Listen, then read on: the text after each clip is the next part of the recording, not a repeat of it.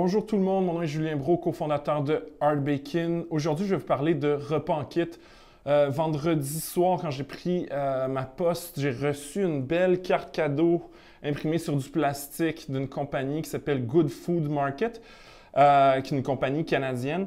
Allons voir Good Food pendant que je vous en parle. Donc, ils me donnaient, en fait, je pense 40 ou 50 dollars de crédit. Good Food Market, est-ce qu'on va le trouver sur... qui est listé au TSX. Good Food Market, il ne le trouve pas. Je crois que c'est en un mot. Good Food Market Corp. Allons-y. Donc, on m'offrait un beau rabais de 40 dollars si je commençais si je m'abonnais à leur service. Pour ceux qui ne connaissent pas le concept des repas en kit, ça vient dans une boîte et ça contient juste les ingrédients déjà dosés pour faire des recettes qui sont inclus dans la boîte. Donc, c'est un peu pour les gens, c'est une espèce de compromis entre aller chercher du restaurant et faire son épicerie cuisiner soi-même. Donc, ça enlève un peu l'étape de trouver une recette en ligne, d'acheter les bons ingrédients. Tout est déjà préparé, donc c'est plus rapide. Et c'est une grosse tendance. Comme on le voit ici, là, si on regarde Good Food, c'est une compagnie qui part de l'argent. Ratio court-bénéfice, il n'y en a pas parce que la compagnie part d'argent. Étonnamment, les analystes ont un rating de acheter. Ça, c'est positif si on croit sur parole ce que les analystes disent. Le ratio court-vente, comme encore une fois, c'est une entreprise qui n'a pas de ratio court-bénéfice parce qu'il n'y a pas de bénéfice. C'est intéressant, donc ça donne 2,90. La raison pour laquelle je vous parle de Good Food, c'est que ce matin, je disais dans le Wall Street Journal que Blue Apron change de PDG après que tous ses cofondateurs, un par un, soient partis. Puis si je vous parle de Blue Apron, que vous connaissez peut-être pas si vous connaissez moins le marché américain, Blue Apron, qui est l'espèce de good food des États-Unis, ça a été le pionnier qui a véritablement inventé ce concept-là. Depuis Good Food a suivi la voie au Canada, mais il y a aussi plein d'autres entreprises comme Cookit, HelloFresh.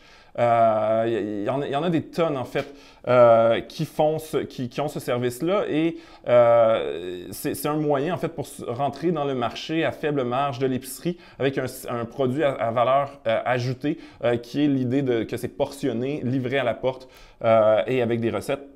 Donc, Blue Apron qui a perdu 47% de sa valeur en bourse au courant des 12 derniers mois, ça va vraiment pas très bien. Et Blue Apron qui est le plus gros des services de repas en kit, donc qui a beaucoup de mal, qui vient d'annoncer un partenariat avec Weight Watchers pour offrir des options pour les gens qui veulent perdre du poids. Mais qui, malgré ça, a des marges de profit encore plus basses que Good Food, donc perd plus d'argent en proportion. Allons voir le ratio cours-vente. Donc, il est 0,31. Donc, à cause de ces difficultés financières, eh bien, il est beaucoup moins cher si on l'évalue par rapport à ses ventes. On paye beaucoup plus cher pour Good Food.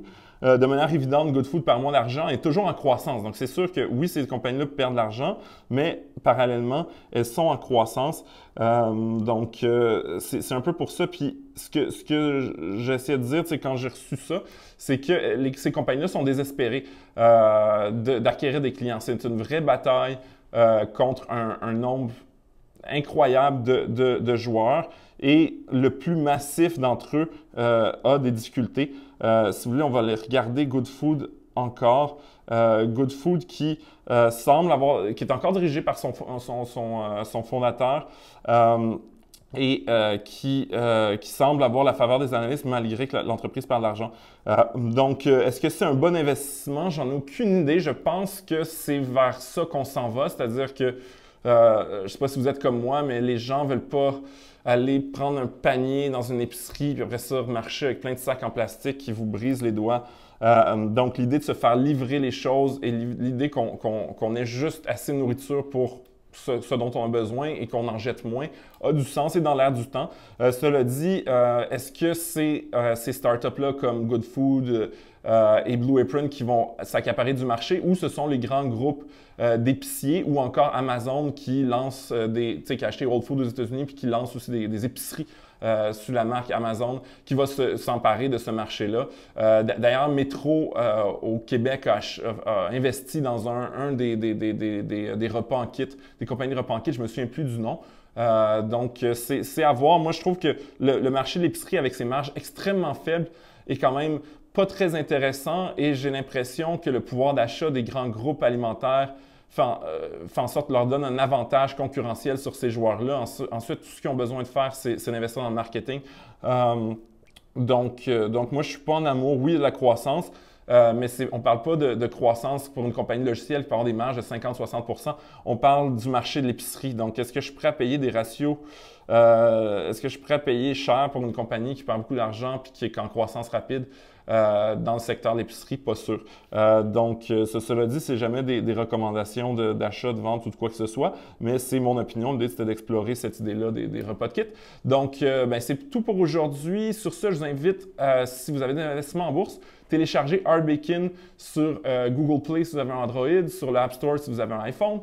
Ça vient avec 14 jours d'essai gratuit si vous voulez analyser votre portefeuille, calculer vos rendements, explorer les données financières liées à vos propres investissements. Super application.